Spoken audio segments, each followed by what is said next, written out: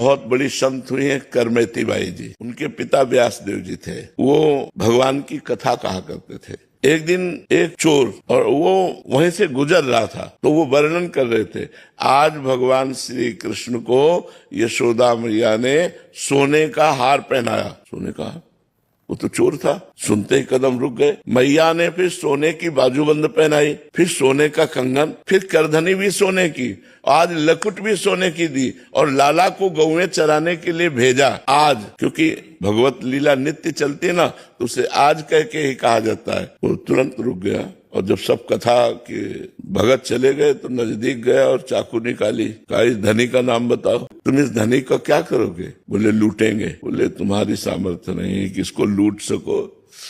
ये बड़े बड़ों को लूट लेता है, इसको तुम क्या लूटोगे?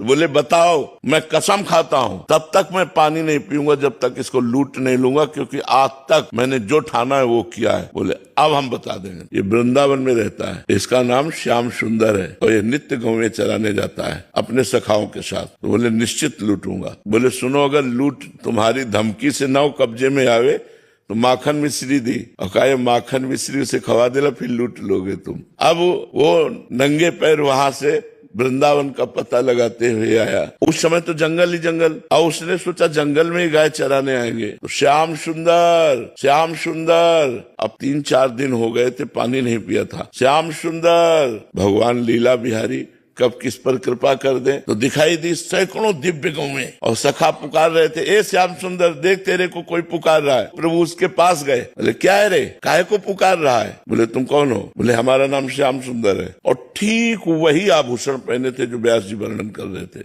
क्योंकि भगवान तो सर्वांतर्यामी है ना। उसकी दृष्टि गई। बोले, जिंदगी में ऐसा हमको अवसर नहीं मिला कि एक बालक को लूट ले। उसने निकाली चाकू और कहा, नीचे उतार के सब रख। रेधत, हमें चाकू से डरते हैं? और ठाकुर जी की वो मधुर भाषा, तो उसे गुस्सा तो आ नहीं रही थी, प्रेम आ रहा था। तो उसने चाकू रख दिया।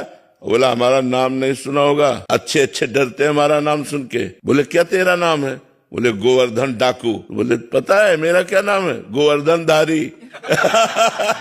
तब उनको पंडित जी की याद आ गई कि पंडित जी ने कहा था कि बहुत वो कब्जे में आने वाला नहीं। तो उसने कहा, सुनो, ये अपने आभूषण दे दो, माखन मिश्री खा लो। भगवान ने उस जीव पर कृपा की। जे ही माखन मिश्री खाई और कहा, तू भी पहले खा, क्योंकि तूने अभी तक पानी नहीं पिया।